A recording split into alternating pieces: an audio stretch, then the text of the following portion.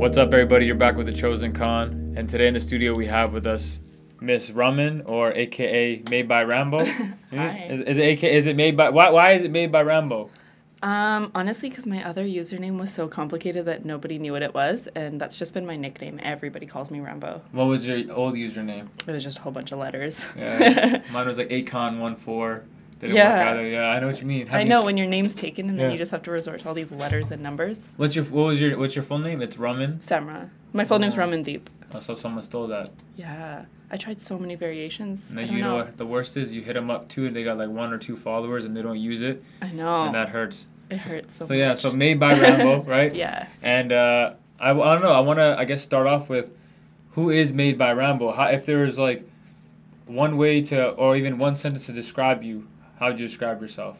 And then we're going to dissect it. Don't worry. I don't think anyone's ever asked me that before. It's a weird question. I'm a weird dude. No, I like it. I would just say I'm a creative. Uh-huh. Yeah, I think that sort of encompasses everything I do and believe in. And were you always like that? Since I was a little kid. Got it. Okay, so I want to talk about how we first met. Okay. I think I saw you at the Rupi Kaur show. Oh, yeah, when we ran into each other at the lobby. That was it. Yeah. I had seen a bunch of your artwork anyways online, and I think I saw like your pop-up shop picture. Yeah, I think we were already talking by then, but then we just randomly ran into each other that day, which was you so were funny. With Manveer, and so then when I finally met you, I wanted to get together with you for a while because like your artwork, holy crap, I wasn't ready for. I'm dead serious. Thank you. It like came up on my feed. I was like, holy crap, this is real, and that's why I asked you.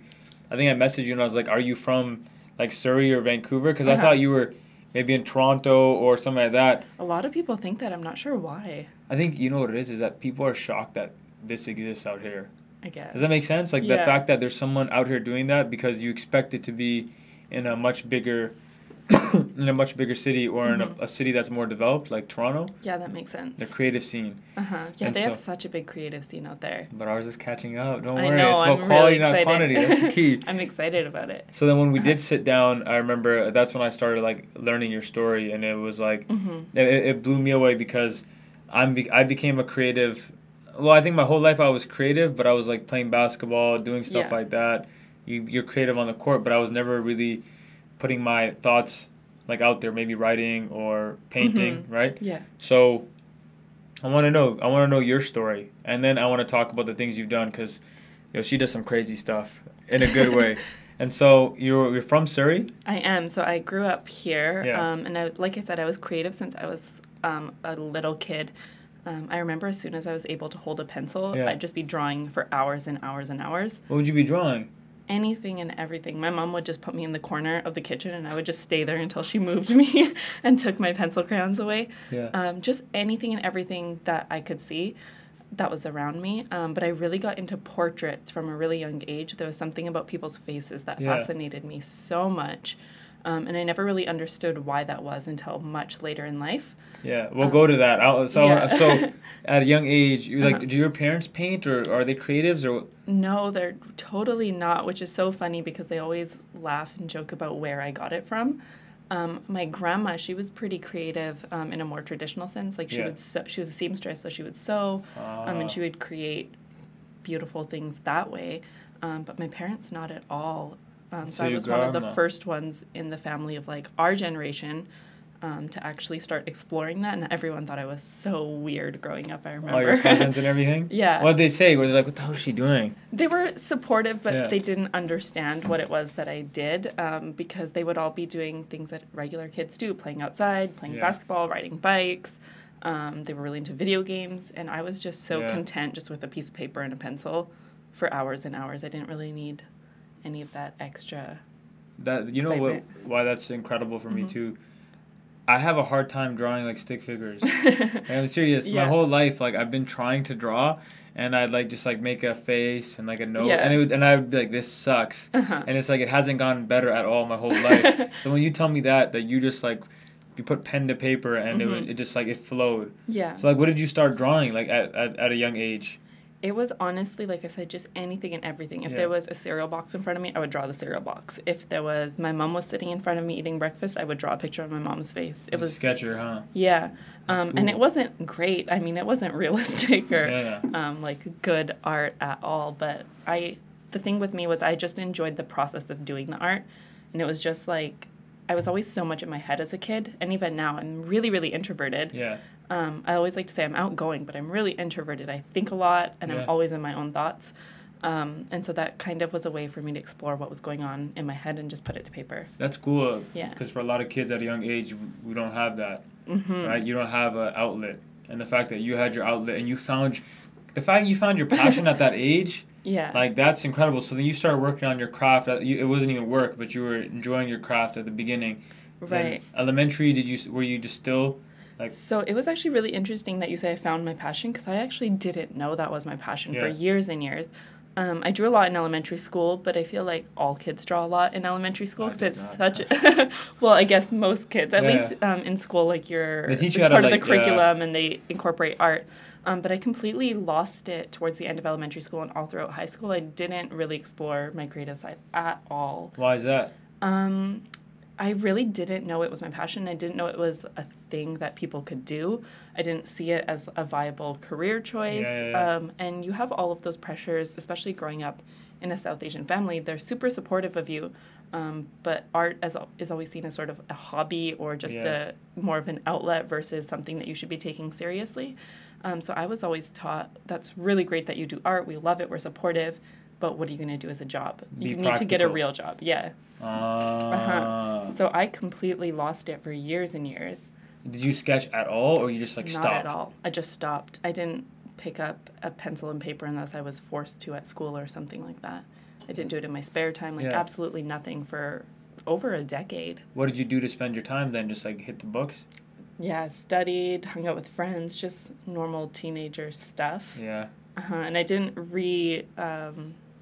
pick that up and reincorporate it into my life until I was 18 years old and I started university. And that was when I was beginning to see what university was really like. I was stressed out with exams and studying and all that stuff. So you needed that outlet. But before that, in high school, you completely lost it. It was gone. I completely lost it. Did your parents ever bring it up or anything like that? Or were they just cool with you not... They were cool with it because it really wasn't a big part of my life in an overt sense. So a lot of people didn't really know that was something that I did. And even with my parents, when I lost it, they didn't realize it was something I had lost until I started doing it again. Yeah. And then they were like, oh, yeah, you've been creative in drawing since you were a little kid. It all makes sense. Yeah. It's for me, because I used to read a lot. Yeah. I loved reading. You still read a lot. But that's the thing, though. Just like you, this is where the similarities or the parallels are coming in my mind. Yeah. That for all the high school, I did not read at all. Mm-hmm. Even first 2 years of post-secondary. Yeah. I didn't touch a book except textbooks, and you know how that goes, right? Yeah. So I didn't touch anything, and then once I started rereading, I was like, holy crap! It just came back to me because I had that base. So at 18, you were at university. You were at SFU. Mm-hmm. I was at SFU studying psychology. And SFU's not to take anything away from SFU, but it's a very gray campus. I actually really liked that about it, which I know is the criticism a lot of people give. I love that environment. It suited me so much. That? It is very gray and very concrete, but it's such a beautiful setting. It's on top of a mountain. The views from there are incredible. And I love nature and I love trees and mountains and stuff. So I was just in heaven the whole time I was there. I loved it. I like that. That makes sense. Yeah, and it's secluded too in a sense. It's integrated into Burnaby and that whole city, but it's also sort of secluded. You still have to take that bus or drive up that mountain.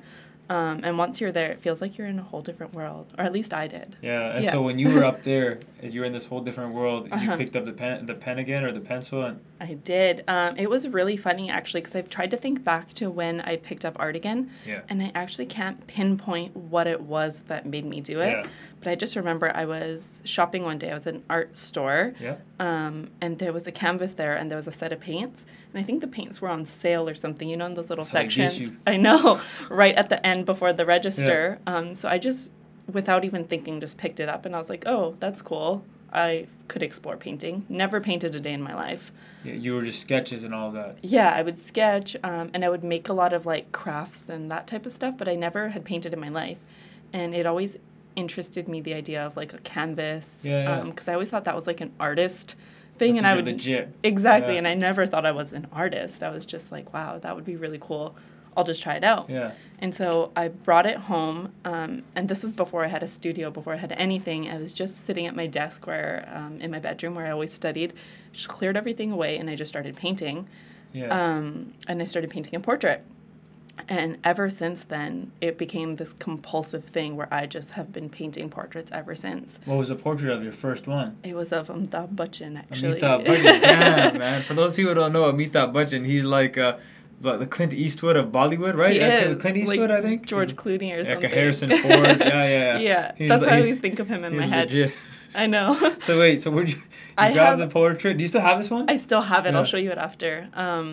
Yeah, I have no idea what it was about that because I'm not even really into Bollywood or Hindi movies or anything. I just had this idea of a picture of him in my mind, and I just had to create it. Oh, so it wasn't like you saw like a portrait of him or anything like that. Like you just... I just thought of it. I did look up portraits afterwards so I could sketch it out and have a reference.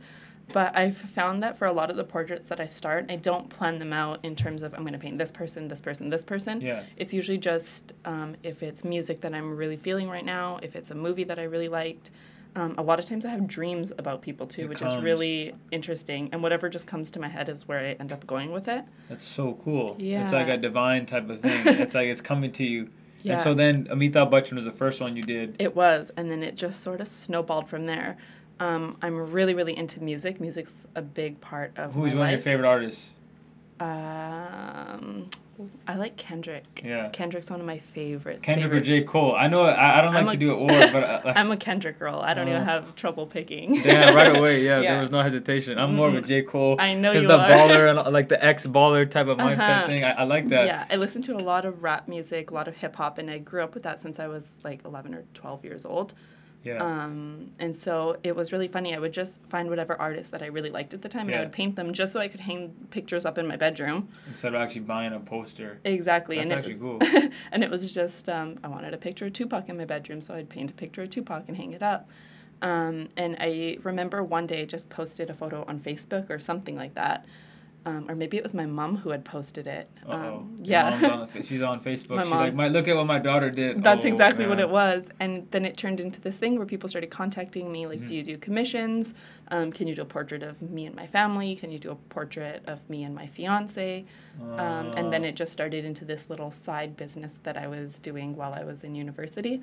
So you were just doing portraits for people then and getting paid? Mm-hmm. Got it. And it was really, really awkward to try to sell my art or to put money or value onto it and have that pressure of having it as a product to give to someone, which I'd never done before. Yeah. But yeah, that's kind of how I got started in that, and then I just never stopped. So, because I'm trying to like picture this. Mm-hmm. You make this Amitabh Bachchan picture. This is your first one. You start, and it snowballs.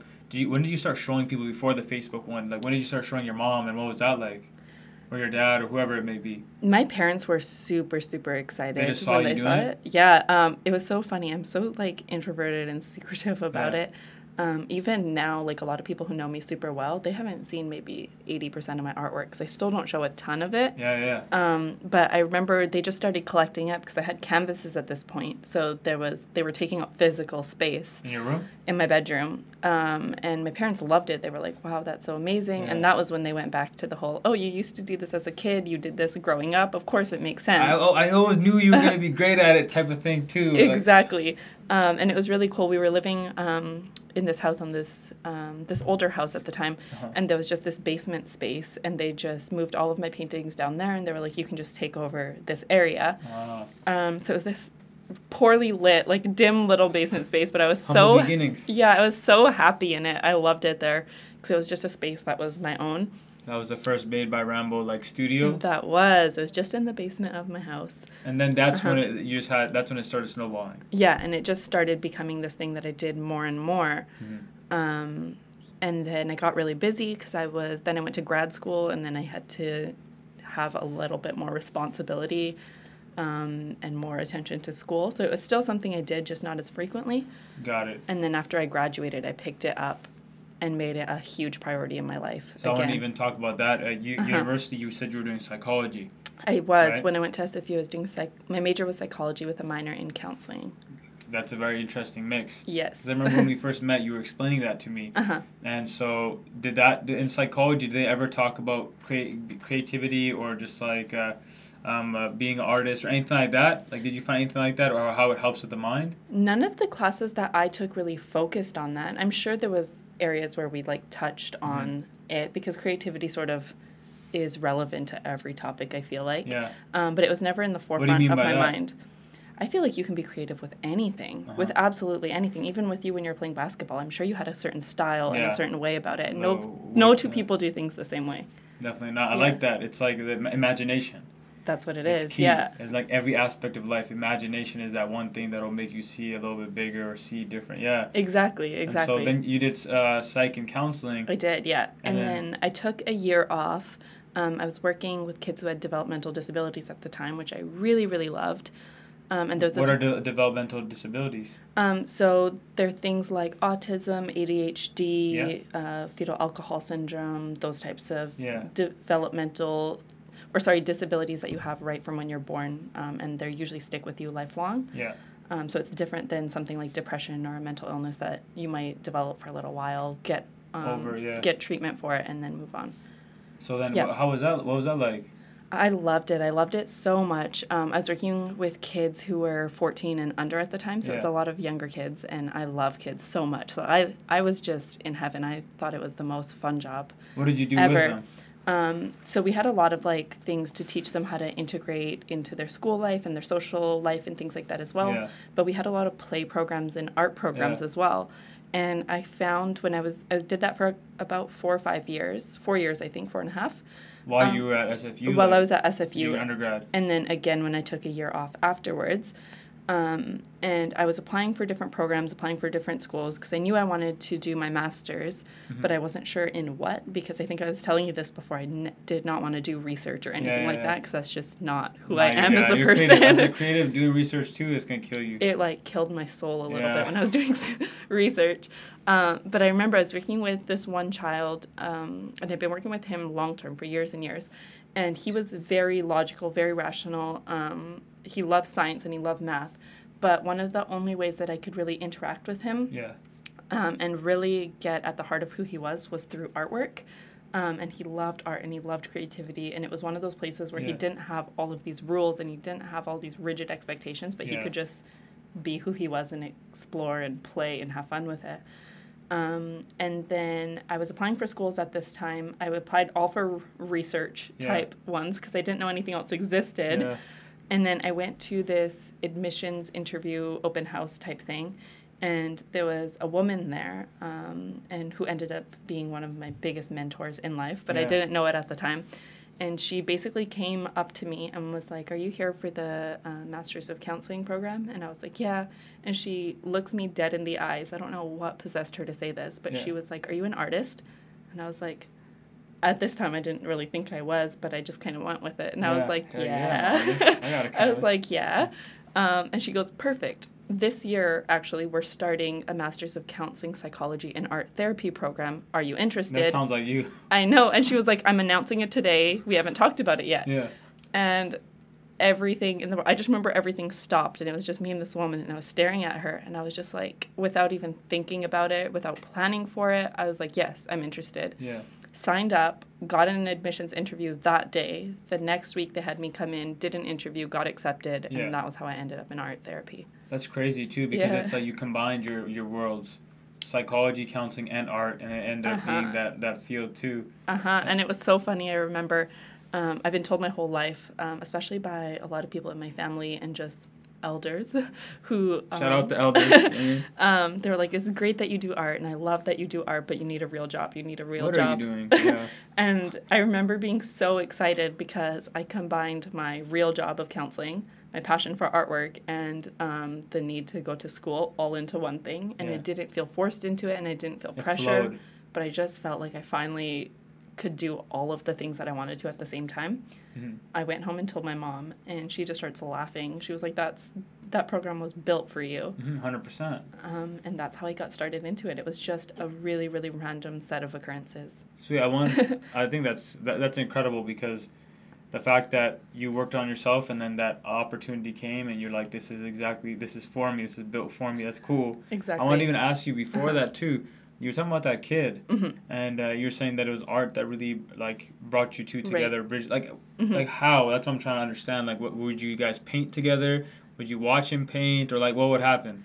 So, without giving too much information away about this kid, tell me anything just about him, autism in general. A lot of people with autism, there's a lot of people who are nonverbal, and there's a lot of people who are So verbal. what is autism for people that are listening? Like I guess not like a short description of what you found with autism. I guess the easiest way to explain it is that there's a lot of social difficulties and difficulties with social cues, and a lot of people who have autism, depending on where they are on the spectrum, because it's a spectrum disorder. So that means no two people who have it are going to be the same. Some people are really, really high functioning, and some people might have a lot more difficulties. And so this child that I was working with was verbals, which was really great, so we could talk and communicate. But he did have a lot of difficulties with just social norms and understanding how to interact with people. And one of the things that I found was when we were doing art together, none of that mattered. He didn't have to look me in the eyes and make direct eye contact. He didn't have to explain what his feelings were. He didn't have to tell me what was going on. He could just show me without even realizing that he was showing me. And it really gave me a window into what it was that he was experiencing. And there were some days that we talked about his art and some days that we didn't talk about his art, but it really made our bond a lot stronger. It was a heart-to-heart through the artwork. Exactly. Wow, that's really cool. Okay, so that's, for me it's just like, for me as you could tell, the way I connect with people is conversation, right? Obviously, case in point with the show. But when I learned that when we sat down and you told me like, look, I think we were talking about people on the downtown east side. We were talking about mental health issues, and we'll get to that too. Okay. But I remember we were talking about that, and you're like, I would use artwork, and I was like, holy crap. I just didn't really understand. I didn't really realize that there's so many different avenues to really like bridge the gap between people, right? And it doesn't have to be like these kids with autism. The fact that maybe me and them couldn't connect with conversations, like you were saying, right? Some of them, but you found that other avenue, and that's okay. So that's really, really cool. So I'm guessing that was that was an interesting realization. It was, and I actually wrote about that in my admissions letter when I was applying for my degree, and that was when I knew that would be a perfect fit for me because I was already sort of doing it. I was already and then so then you get into this master's program. And then what happened? It was really intense. I feel like I knew inside that grad school was going to be hard. I didn't realize how much work it was actually going to be. I was taking a full course load. I was working a part-time job. Where were you working? 2 different practicum sites as well, so I was just working. I was working at the school, actually. We had a studio, and I was managing the art studio, which was really cool. So that seems like you had fun on one side at least. I did. I always had fun with it, which is really great. And I've always been one of those people who really likes learning and really likes school and studying and all of that stuff. And the fact that I had found something that I was passionate about fueled that even more because it wasn't just reading about obscure things and studying for tests and writing papers about things I didn't care about. It was something that, like I said, it felt like it was made for me. So I was so motivated to do all of that. And I was telling you this as well. So at the time I was working in psychiatric wards and I was running art therapy groups there. So that was my first experience as a professional doing that sort of thing. And I remember, where were the psychiatric wards? Just all across the Lower Mainland. There was 2 that I worked at more than others. One was in a really rural area, and one was more in a city. And what is a psychiatric ward? So I worked in inpatient ward. So what that means is when a person would traditionally go to a hospital, they only go for a short amount of time, whatever needs to be done, whatever medical procedures happen, and then they go home. For some people, they need to keep coming back, so they're considered outpatients. Like they live at home, but they come back in as needed for treatments. The wards that I worked at were people who had more severe, if you think about the spectrum, more on the lower side of functioning. They had a lot of mental health disorders. Everyone that I worked in concurrent disorder. So that means multiple different types of mental disorders as well as addictions. So, and anyone who works in that field or knows a lot about that type of stuff knows that addictions and mental health almost always go hand in hand. Correlate, Yeah, and so there was a lot of trauma at these places, and a lot of these people, well, all of these people were actually meant to live there. They didn't really have a choice about whether, they couldn't go home. So it's kind of exactly how you would see on the TV and movies, just white walls, padded walls. There's 3 or 4 different locked doors that you have to go in to get in there. And these are more long-term straight patients. jackets too and stuff like that. All of that type of stuff. I remember the first time I saw it, I was just in shock because I didn't think it was real the way you see it in movies. And obviously movies aren't accurate, but a lot of them were the same. Yeah. Especially going from I'm speculating, but it's like even you were saying being a South Asian woman. Mm-hmm. It's like even being South Asian in general. You're living at home in the nest. You're not really seeing the world, and so you show up and you're like in a psych ward. You're seeing like what was that like? You rolled in. The first day I remember I went with the man who was my supervisor. Yeah. We went into this one psychiatric ward, and there was like a nurse's station that had glass everywhere, so you could see into the ward, but they can't see back in. So it was like a double-sided window type of thing. And there's cameras up everywhere, like security footage, so you could see each room. And my supervisor said he was going to introduce me to all of the people who live there. So I was like, wow, that's great. I'd love to meet them because they're the people I'm going to be working with. And he opens the door, and he lets me go ahead of him. So I walk in, and he just shut the door and just left me in there. Wow. And I remember having this moment of just panic when, like, 5 or 6 of the people who lived there just came straight up to me and started asking me questions, and they were stroking my hair and talking to me and touching me. And I remember just freezing up and not knowing what to do. Because you're an introvert, too. I am. I'm pretty outgoing, though, which helps. But I was just on the inside remembering, like, I'm not qualified for this. Yeah, so they were just touching you, so there's no, like, personal space? There was no boundaries, no nothing. Damn, okay, so 5, 6 people roll up to you in this psychiatric ward. This is like a movie. I'm trying to, like, paint this picture out there, too. It felt like I was in a movie, but I just remember when I got there, thinking back to my philosophy on how I interact with people and treat people. Yeah. All people are pretty much the same at their core level, and I just remember thinking to myself, like, relax, Raman, you're gonna be fine. Yeah. There's security here, there's nurses here, they're watching from the 2-sided window. Yeah. These are just people. Like, I probably have things in common with them if I just open my mind up and talk to them and connect with them. The same way that I've been connecting with people for years and years in my whole life. Yeah. And it was so funny. I remember I was just saying I'm really into music. One of the guys there was listening to Eminem on his iPod. Yeah. And he was blasting it. And he comes over and he was like, do you like Eminem? And I was like, yeah, I like Eminem. And that just started this whole conversation. And once I relaxed, I realized we have so many things in common with these people, even though our life circumstances are so vastly different.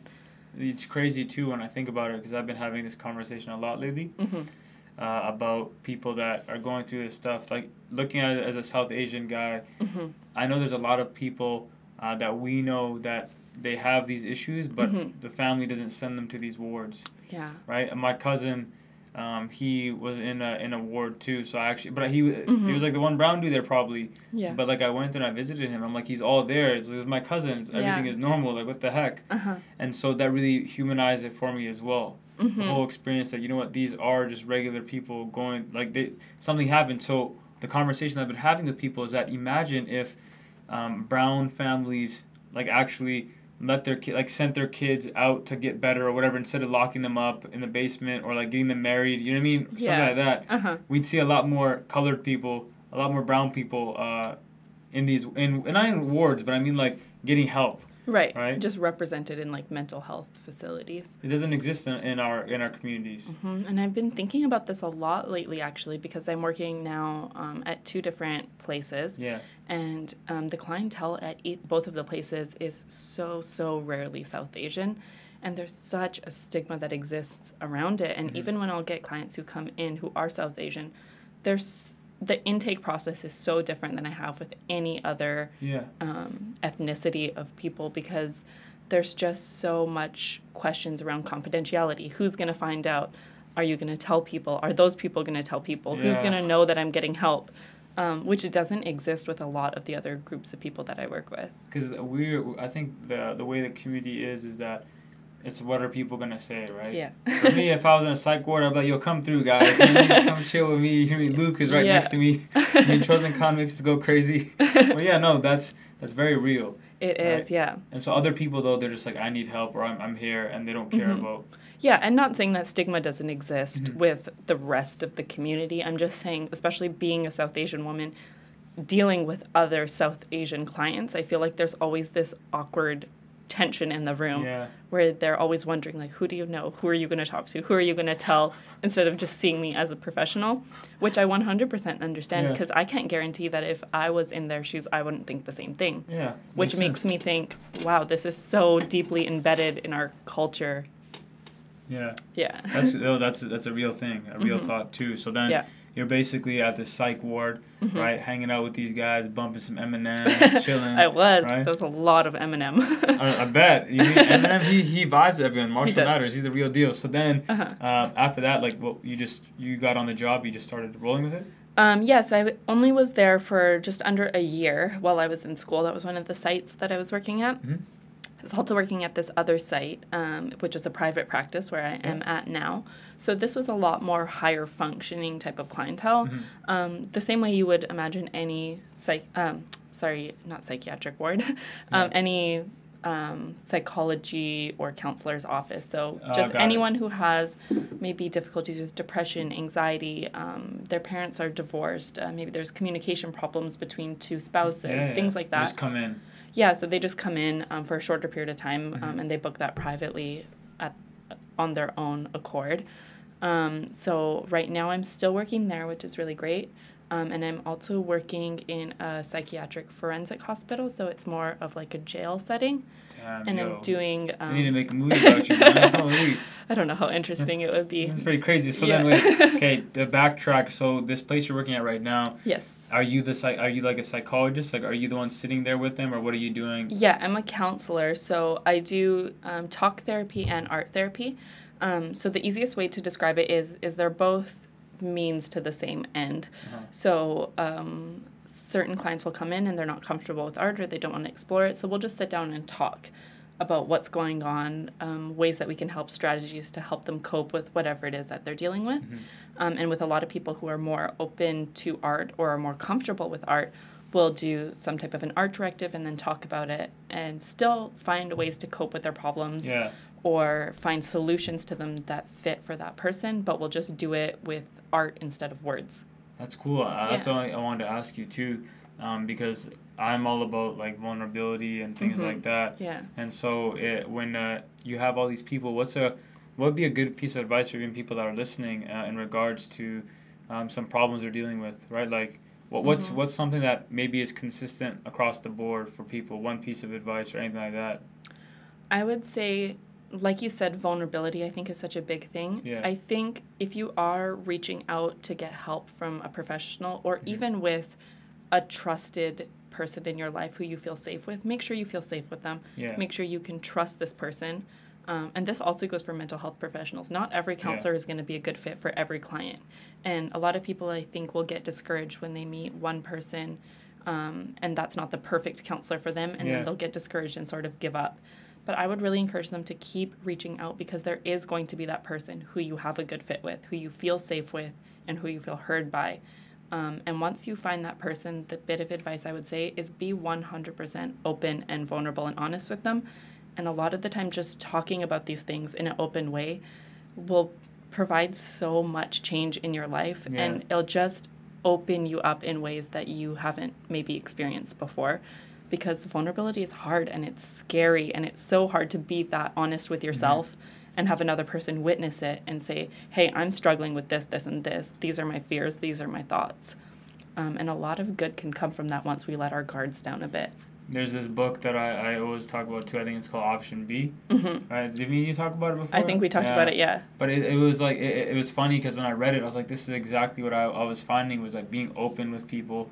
Like you said, it's hard. It's so hard. Right? But it's so hard. It's liberating too if you can fully like figure out, live your truth, like be you, and realize, hey, look, all these things that I've gone through, instead of seeing it from a victim standpoint, realize that I went through this for a reason or for a purpose. It's that mind shift, right? Which is tough for sure. It's so hard, and it makes sense that we have all these defenses and we're guarded because it's not always safe or appropriate to be that open with every person that you meet, which is why I always say safety is such an important thing. But there's so much beauty in authenticity, I think. Yeah, that's the key. And I think in the world we live in right now, it's hard because maybe the last 100 years or for a while we were raised or taught, society was taught that no, you know what? Keep yourself closed off. I mean, only like see people as tools, not seeing them as human beings, and like see how far. You mean like use relationships and things like that. And I think that was like like at school as an example. It's very competitive. Yeah. Right. You're in your engineering faculty or in your business faculty. Right. You're just competing with people that are just like you in the same building, going through the same things. But it's like I can't tell them I got this score. Exactly. Exactly. And that's unfortunate because then it's like and as I'll give you an example. My thing was that hypermasculinity is huge, especially in the South Asian community. Right? It's hypermasculinity is huge for guys in general. Yeah. I mean, not even brown guys, but brown guys, I think like we take it to another level too. Like that's how I was raised. My dad has 6 brothers, so his brothers and him. Super hyper masculine. It always beat me down. I'm like 6 years old and like you got BO and I'm like what the hell is BO and like body odor and like you mean so they like give it to me straight all the time and I was raised to be a jerk. And then my mom's side and my mom was more open and like no be kind things like that like you mean. So I think the moment when I saw my dad and my grandfather burst into tears and cry was I'm like oh my God they're human beings too and that everybody has to let out and if you don't open up like you're saying. It's just going to bottle up and explode. It is. I always, especially when I work with little kids, I always give them the analogy of imagine if there's like a little can of soda. And every time something happens, you shake it and you shake it and you shake it. When you eventually open it, it's going to explode all over the place. And that's exactly what it's like when you bottle up your emotions for so long. Yeah. What do you think about... you hear about the Lincoln Park, Chester Bennington? I did. Right? Yeah. The reason why I bring that up too is because...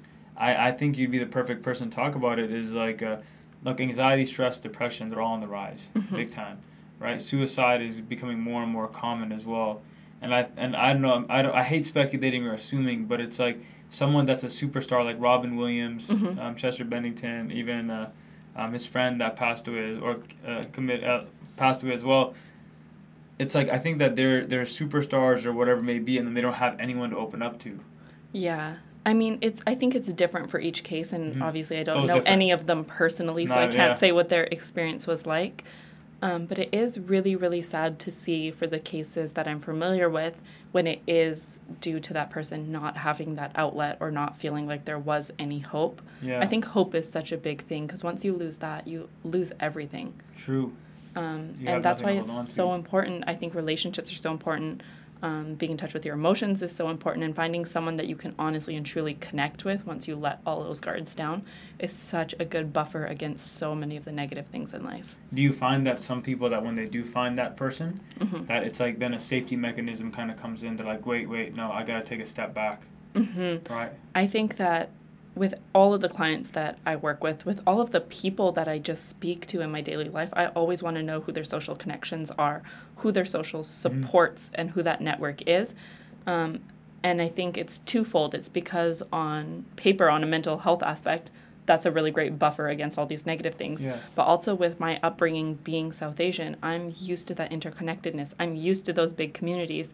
And I see so many places in my life where that's come in handy.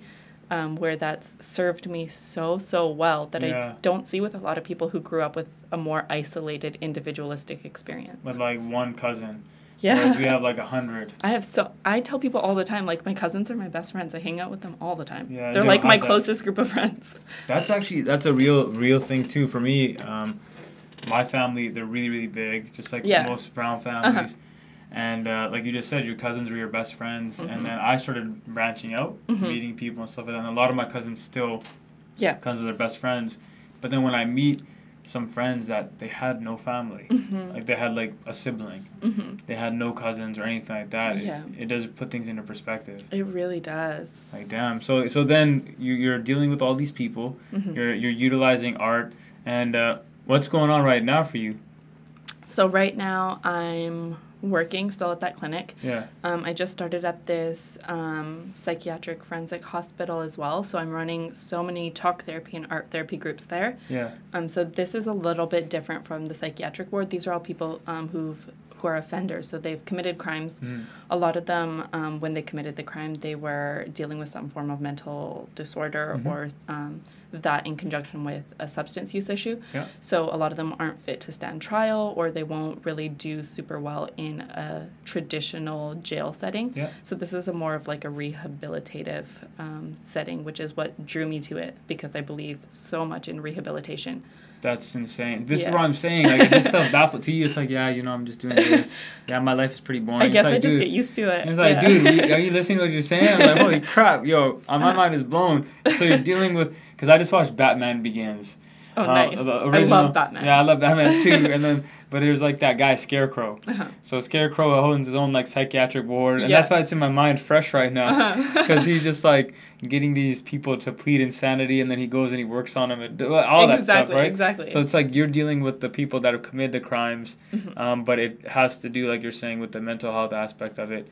Yeah, so some people, for example, if they're dealing with a form of psychosis, let's say they were hallucinating at the time and they had a violent outburst against someone, obviously they can't be held responsible in the same way as someone who wasn't in that state of mind, because that psychosis maybe wasn't under their control. So what's psychosis? Like, how does it happen? Psychosis is things like schizophrenia is the main one that a lot of people Schizophrenia know about. is... That's falls under that umbrella. It's like you're talking to yourself, or your mind is constantly... Right, so there's hallucinations, which is when you see things that aren't there. For example, that's a visual hallucination. Or delusions would be when you think something that isn't what the rest of people in reality would think. Hearing voices, thinking that maybe there's someone else in control of your body, that type of thing. So that's sort of the more severe form of psychosis, and that's what people see in movies a lot, is those people who are just dealing with psychosis, because I feel like Hollywood really capitalizes on that. That's really, that changes my perspective on it too now, because Hollywood definitely does capitalize on that. It does. Wow, okay. And going back to the psych ward, like I was saying, one of the clients, I did my thesis with this client, and I remember reading his chart, and it had, I think, like 14 different disorders, like 3 different types of addictions, just come from the downtown east side, like just a horrible, traumatic experiences in life. And I was so intimidated going in because of what I'd seen in movies, because of what I'd seen on TV, and just reading in textbooks what that should look like. And I remember just having the most normal, benign conversation with this guy. And he was just like, what type of cookies do you like? What type of music do you like? And we were just hanging out. Kendrick Lamar, I like Oreos. Yeah. Exactly. And I remember just checking myself so hard, like, okay, it's not all the way that we see it in movies. Some of it, holds truth, but a lot of it is just finding the person underneath all of those diagnoses. I think that's the biggest thing I could even take away from this conversation as well, is that most of society, we look at the surface. But then once you start, I was talking to Jesse about this in one episode, I was like, it's like onions, right? It's like the layers in onions, right? Yeah, that's from Shrek. Ogres are like onions. It's true. That was spot on, right? Yeah. And so it's like most of society, we just see that top layer. It's true. And then when you go deeper and deeper, you realize that, holy crap, you have a heart, I have a heart. Exactly. Holy crap, you love people too. Holy crap, you're doing something, there's a reason why you're doing it. In your mind, you think you're doing it for your well-being or your betterment or whatever. Maybe you're doing heroin, or you're doing something like that because you're like, this is what I need. Exactly. Right? So I think the society we live in, we're put into boxes and we're put in these layers, and we're taught to, like, I see Raman and she's a master's student and she works, like, I don't see you as, like, you're just Raman. You see people as their credentials or like their resume, basically. Yeah, but not by what truly matters, which is their heart. Exactly. And I think once we peel all, like, those layers of the onion back, most people have more in common than they have differences. I mean, people at the end of the day just want to be loved. They just want to feel like they're accepted, and they just want to be connected to people, and that's the root of everybody, I think. We're social beings. Exactly. That's the key. So even to end off, I was going to ask a couple questions. One was going to be, what's I guess a book you'd recommend, or if not a book, a documentary or whatever. What's a book or a movie you recommend to people? Oh, that's a really good question. Let's do book, actually. Book? Yeah. Okay. One of my personal favorite books is Trauma and Healing by Judith Herman. And it takes sort of a feminist perspective onto the social and political effects of trauma. Yeah. So it sees it on a personal level, on a political, on a social level, and it just talks about what trauma is. And it was one of the books that really, really got me interested and hooked into trauma work, because it's not written from like a neuroscience-y perspective or from a psychological perspective, just from like a human level about how it affects relationships. Damn, I'm gonna have to check that one out. I think you'll like it, actually. I will. Trauma by, was it Judith Herman. Okay, I'll check that out. Yeah. And then I guess the last thing is, what's something that you tell people? I guess not even to be open, but what's one piece of advice that's really worked for you? Kind of exactly what we just talked about, actually. Try to see people as more holistic than just their profession, who their spouse is, what they do for fun, what their hobbies are. Try to see them at the root of who they actually are as a person, the essence of who they are. And I think once you discover that, you'll have such a deeper connection to that person than you would than just being two doctors who hang out together. Yeah. I love that. That's sweet. That's perfect. Awesome. And so I wanted to say thank you again for coming on the show. Thanks so much for having me. That was fun. No, and what I want to do is I want to plug in how people can see all your artwork. Oh, because that I on purpose I didn't really talk too much about it because it's like you got to see it. You got to see your artwork. Thank you. So it's like we'll have your Instagram, Made by Rambo. For sure. And I have a couple exhibits coming up and stuff in the next month. Yeah. So all the information will be on my Instagram. The next one I'm doing is in Gastown, actually, at the Lululemon factory on August 17th. Hey, I'll be here. All right. You should come through. It'll be fun. It'll be really cool. fun. Yeah, check out this stuff. And then last thing I'll say too is, I guess, find your avenue, right, to express yourself. That's the key. Yeah. Right? It's really cool because yours is artwork and you're mixing species. You're mixing it all, which is really cool. I know. I finally feel like I'm at a point where I can combine every aspect of my life together. Yeah. If only I could connect with people with stick figures. I mean, I'm serious. You're connecting with your podcast, with speaking. It's great. Your conversations, like you said. We're getting there. All right, then. Thank you again for tuning in, and we'll see y'all soon. Peace. Cool. That was emotional. I know you probably got the tissues handy. If you want to watch something more lighthearted, check out the video below. If you want to cry some more, check out the full podcast because there will definitely be tears. Please subscribe for more. Thanks.